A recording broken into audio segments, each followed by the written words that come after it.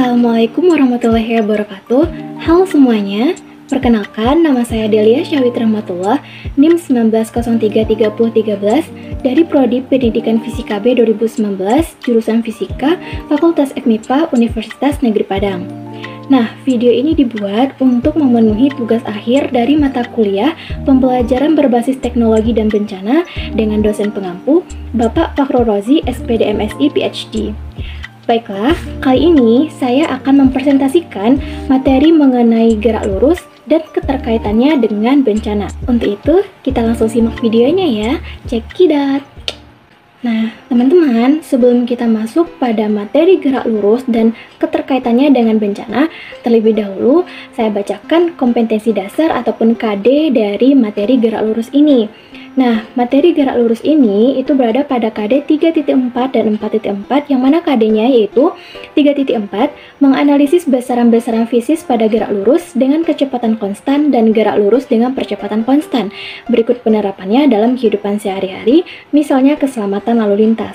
Dan untuk KD 4.4-nya, yaitu menyajikan data dan grafik hasil percobaan untuk menyelidiki sifat gerak benda yang bergerak lurus beraturan atau kecepatan konstan dan bergerak lurus dengan percepatan konstan. Berikut makna fisisnya. Baiklah, sebelum kita masuk pada keterkaitan materi gerak lurus dengan bencana, kita ulik dulu nih secara singkat materi dari gerak lurus. Nah, pada kesempatan kali ini saya akan menjelaskan itu ada 4 poin ya mengenai materi gerak lurus itu. Di antaranya yang pertama ada konsep gerak lurus, kemudian besaran pada gerak lurus, GLB dan GLBB, serta keterkaitan gerak lurus dengan tekben. Baiklah, langsung saja kita masuk pada poin yang pertama, yaitu mengenai konsep gerak lurus. Nah, Ananda sekalian, dalam aktivitas kita sehari-hari itu kita tidak pernah luput dengan yang namanya gerak. Contohnya, ketika kita berjalan, ketika kita berlari, bersepeda, kita melakukan gerak. Nah, salah satu jenis dari gerak itu adalah gerak lurus. Jadi, apa sih itu gerak lurus? Nah, gerak lurus itu merupakan salah satu jenis dari gerak. Pengertian gerak itu sendiri adalah perubahan posisi atau kedudukan terhadap suatu titik acuan tertentu. Nah, gerak juga dapat dikatakan sebagai perubahan kedudukan suatu benda dalam selang waktu tertentu. Jadi, gerak lurus itu adalah suatu gerak yang terjadi pada suatu benda pada lintasan yang lurus. Dapat teman-teman lihat nih pada gambar di samping, ini ada Sodik ya. Sodik itu berjalan dari rumah ke pasar. Ya, dari rumah ke pasar, yang mana dia melakukan gerak, artinya dia melakukan perpindahan dari suatu titik acuan 1 ke titik acuan 2. Dengan adanya perpindahan itu atau perubahan kedudukan itu, maka Sodik dikatakan melakukan gerak lurus, di mana dia bergerak pada lintasan yang lurus. Nah, kita lanjut nih pada poin yang kedua, yaitu mengenai besaran pada gerak lurus. Nah, teman-teman, pada gerak lurus ini dia pasti memiliki besaran-besaran. Yang pertama itu ada posisi. Posisi itu merupakan besaran vektor yang menyatakan kedudukan suatu benda terhadap titik acuannya. Nah, sebagai contohnya nih, kita lihat ya gambar yang di sampingnya, itu ada kucing, ayam, dan juga pohon. Nah, sebagai contohnya, kita acuan di sini adalah pohon. Nah, posisi ayam itu ada 6 meter di sebelah barat dari pohon. Sedangkan posisi kucing yaitu 10 meter di sebelah barat daya pohon. Nah, itu dikatakan posisi, artinya kedudukan suatu benda dari titik acuannya. Untuk yang kedua, ada jarak dan perpindahan. Jarak adalah seluruh lintasan yang ditempuh oleh benda. Sedangkan perpindahan adalah selisih kedudukan akhir dan kedudukan awalnya. Nah, kita lanjut untuk besaran yang ketiga, yaitu ada kelajuan dan kecepatan. Nah, yang pertama itu ada kecepatan. Kecepatan itu dapat diartikan sebagai perpindahan yang ditempuh oleh tiap satuan waktu. Sedangkan kelajuan yaitu jarak yang ditempuh setiap selang waktu. Kecepatan dia termasuk besaran vektor, sedangkan kelajuan dia termasuk besaran skalar.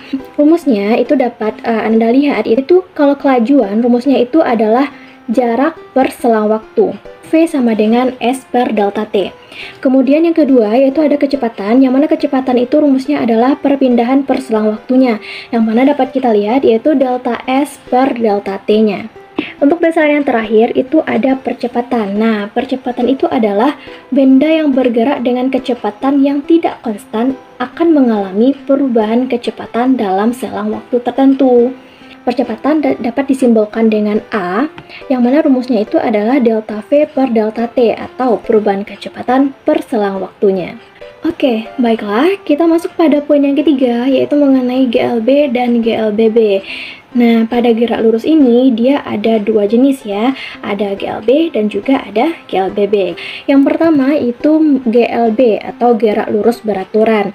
Nah, dalam gerak lurus beraturan atau GLB, benda itu menempuh jarak yang sama dalam selang waktu yang sama.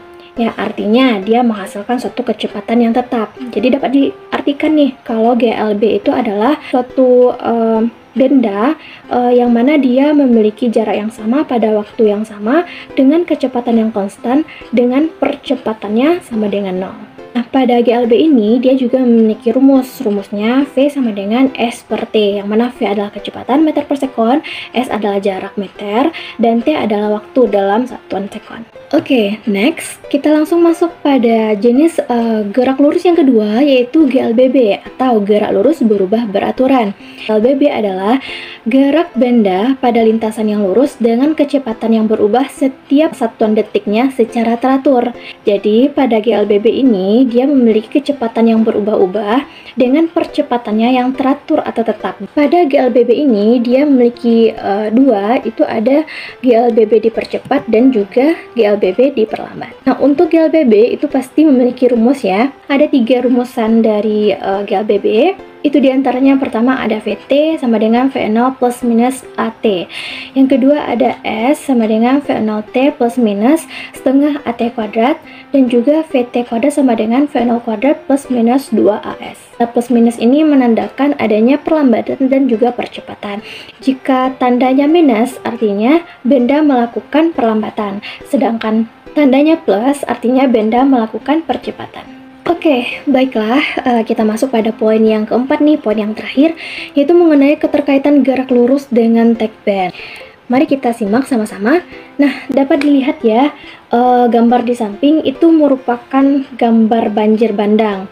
Nah, dapat kita ketahui ya bahwa bencana banjir itu merupakan salah satu bencana yang sangat dahsyat yang mana terjadi karena adanya luapan air yang menenggelamkan tanah ataupun daratan yang biasanya kering ya. Yang mana banjir itu merupakan salah satu bencana alam yang terjadi akibat kondisi alam ataupun ulah manusia juga. Salah satu keterkaitan antara materi gerak lurus dengan bencana itu terjadi pada banjir bandang. Nah, rupanya teman-teman bahwa banjir bandang itu ya dalam pergerakannya atau dalam proses terjadinya itu dia terdapat prinsip fisika, yaitu prinsip gerak lurus dan GLB di dalamnya. Banjir bandang itu adalah banjir besar yang terjadi secara tiba-tiba berupa luapan yang menggenangi serta mengalir deras dan menghanyutkan material besar seperti batu, pohon, tanah, dan lain sebagainya. Yang mana banjir besar atau banjir bandang ini ya dapat terjadi pada daerah yang memiliki permukaan yang rendah serta diguyur oleh hujan secara terus-menerus. Nah, teman-teman, banjir bandang ini dia berbeda loh pada banjir-banjir pada umumnya.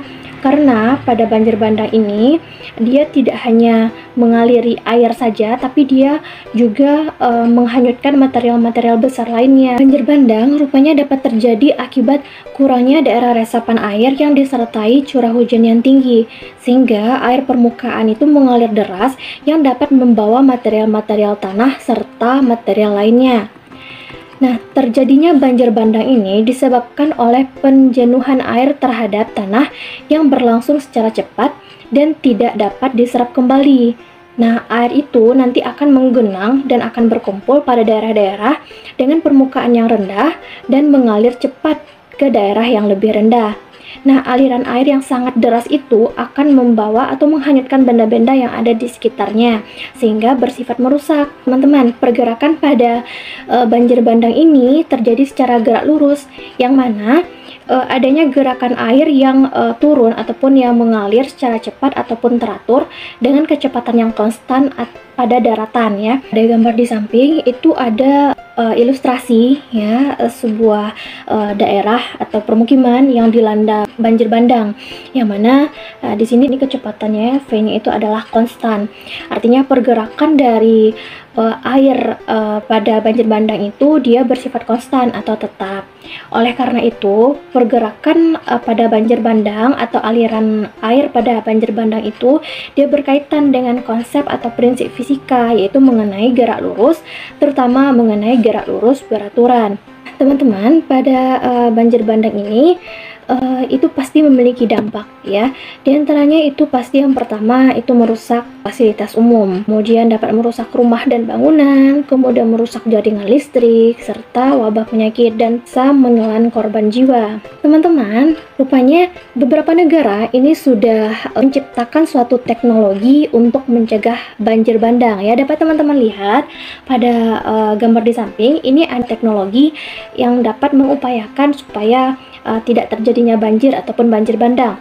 Itu ada Watergate, itu teknologi yang diciptakan oleh Selandia Baru, yang mana Watergate ini adalah reaksi cepat anti banjir. Nah, fungsinya itu sama seperti karung pasir saat banjir, di mana dia itu berfungsi sebagai tanggul darurat. Nah, Watergate ini dia terbuat dari PVC, mudah dibongkar pasang ya, digulung atau disambung-sambungkan. Nah, cara kerjanya itu sederhana saja, yang mana Watergate ini kan awalnya rata. Kemudian ketika banjir itu datang, tekanan air itu nanti akan mendorong Watergate membuka seperti kipas dan terjadilah tanggul. Watergate ini dapat dipasang di sungai, di jalan raya, akses jalan perumahan, dan lokasi lainnya yang dirasa perlu untuk menahan air banjir dan juga banjir bandang. Inovasi teknologi ini itu sangat baik dan bagus sekali apabila diterapkan di Indonesia, terutama untuk mencegah terjadinya banjir bandang. Baiklah, alhamdulillah itulah penjelasan dari saya mengenai materi gerak lurus dan keterkaitannya dengan bencana. Saya harap semoga penjelasan yang saya berikan ini menjadi ilmu tambahan buat teman-teman dan juga menjadi berkah buat kita semuanya. Saya mohon maaf jika terdapat kesalahan baik dalam pengucapan ataupun dari segi lainnya. Terima kasih buat partisipasi dan antusiasnya. Saya sudahi dengan wassalamualaikum warahmatullahi wabarakatuh.